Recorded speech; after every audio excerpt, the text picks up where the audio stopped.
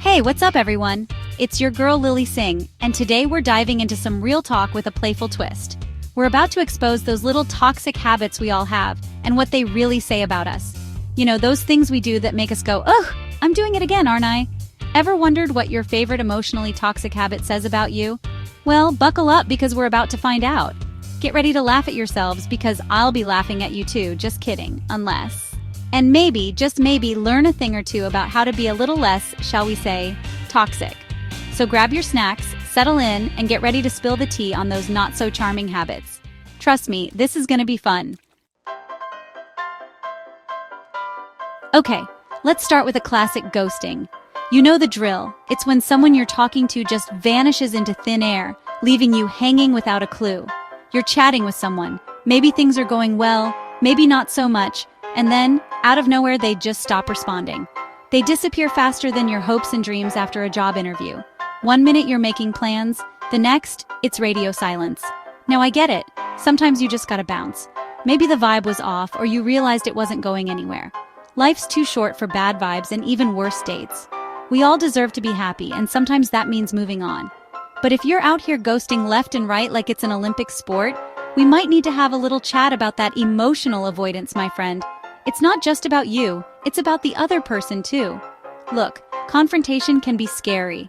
Nobody likes having those tough conversations. Nobody wants to be the person breaking hearts and crushing souls. It's uncomfortable and awkward. But you know what's worse than a difficult conversation?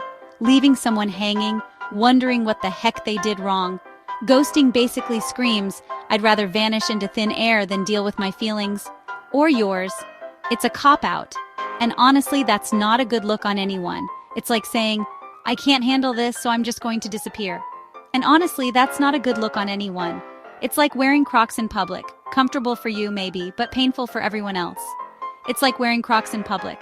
Comfortable for you, maybe, but painful for everyone else. Plus, let's be real. Ghosting just delays the inevitable. Because karma, my friend, is a boomerang. One day, you're gonna be the one left on read, desperately refreshing your inbox like it's your job.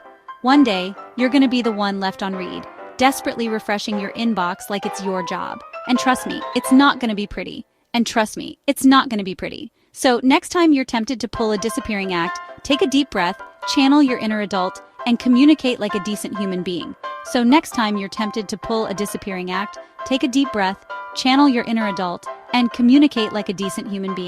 You might be surprised at how much easier and less karmically taxing it is. A little honesty goes a long way, and who knows, you might even make a friend out of it. Alright, moving on to another fan favorite, the silent treatment. Ah yes, the age-old tactic of saying absolutely nothing while saying everything. This one's a classic power move, reserved for those who prefer passive aggression over actual communication. It's like playing a game of emotional chess, where the goal is to make the other person squirm. You know you're dealing with a pro when the air gets thick with tension, and you can practically hear crickets chirping in the background. The silence is deafening, and every second feels like an eternity. Listen, I get it. Sometimes you just need a minute to cool down, process your emotions, and maybe plot your revenge. Taking a moment to breathe can be healthy, but there's a fine line between a pause and a full-on freeze-out. But if your go-to move is to shut down completely and freeze someone out like Elsa in Frozen, then congratulations, you've mastered the art of emotional manipulation. It's like turning your relationship into an ice palace, cold and uninviting. But seriously, folks, the silent treatment is about as effective as trying to build a house of cards in a hurricane. It's fragile, unstable, and bound to collapse under the slightest pressure. It doesn't actually solve anything, and it just leaves everyone feeling confused, hurt, and resentful. The emotional distance it creates can be hard to bridge, leaving scars that take time to heal. Instead of giving someone the cold shoulder, how about we try using our words like the emotionally mature adults we, hopefully, are? Communication is a skill, and like any skill, it takes practice and patience. Tell them what's bothering you, listen to their side of the story, and try to find a solution together.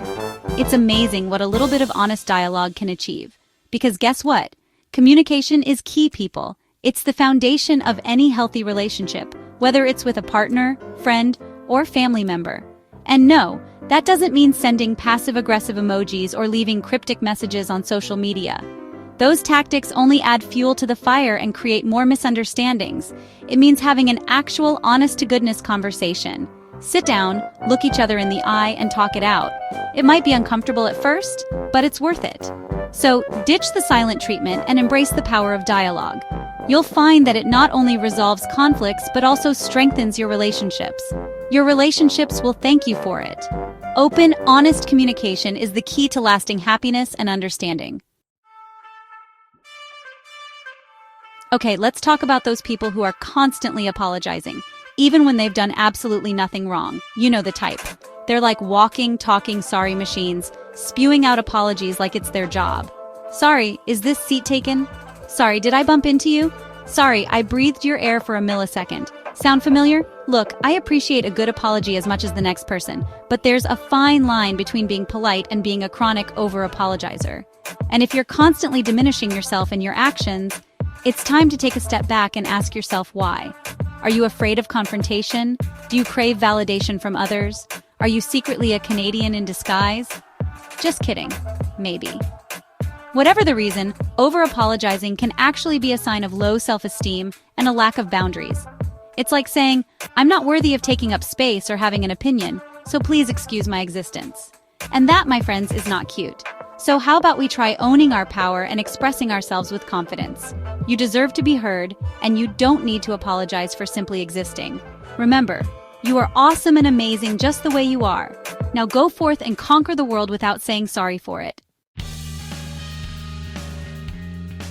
Alright, let's talk about those people who are perpetually playing the victim.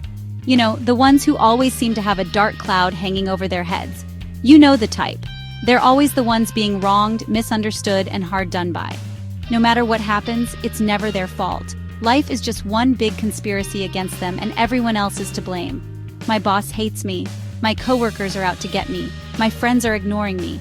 My family doesn't understand me. My goldfish is judging me. Sound familiar?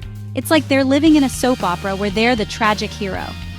Look, I get it. Life can be tough, and sometimes bad things happen to good people.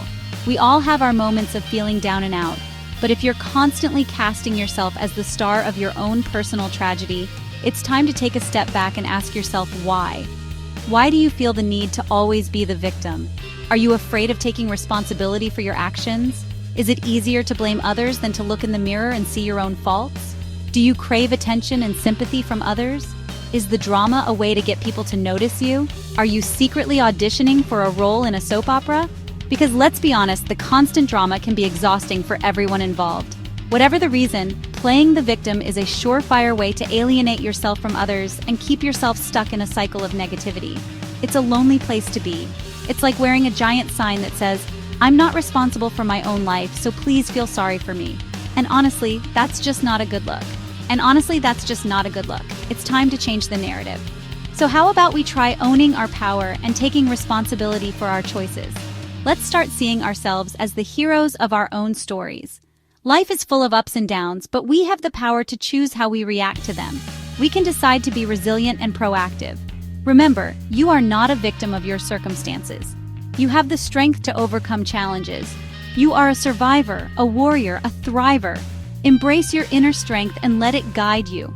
Now go forth and conquer the world without blaming everyone else for your problems. Take charge of your life and make it the best it can be. Okay, folks, it's time to address the elephant in the room: gaslighting. This one's not so much a toxic habit as it is a full-blown emotional abuse tactic. And if you're guilty of this one, we need to have a serious conversation. For those unfamiliar, gaslighting is a form of manipulation where someone tries to make you doubt your own sanity and reality. They might deny your experiences, twist your words, or even make you question your own memories. It's insidious, it's cruel, and it's never okay. If you're on the receiving end of gaslighting, it can be incredibly disorienting and isolating. You might start to question your own judgment, your memories, and even your sanity. And that's exactly what the gaslighter wants. They want to control you, manipulate you, and keep you under their thumb. So what can you do if you think you're being gaslighted? First and foremost, trust your gut. If something feels off, it probably is. Second, document everything. Keep a journal, save text messages, and talk to trusted friends or family members. Third, seek professional help. A therapist can help you understand what's happening and develop strategies for coping with gaslighting. And finally, remember that you are not alone. Gaslighting is a form of abuse, and you deserve support and validation. So did you see yourself in any of these habits? Don't worry, we all have our moments. The important thing is to be aware of our less than stellar tendencies and work towards being the best versions of ourselves. Remember, personal growth is a journey, not a destination. So let's be kind to ourselves, embrace the messiness of being human, and keep striving to be a little less toxic every day. Make sure to like, comment, and subscribe for more playful roasts and real talk. Until next time, stay awesome.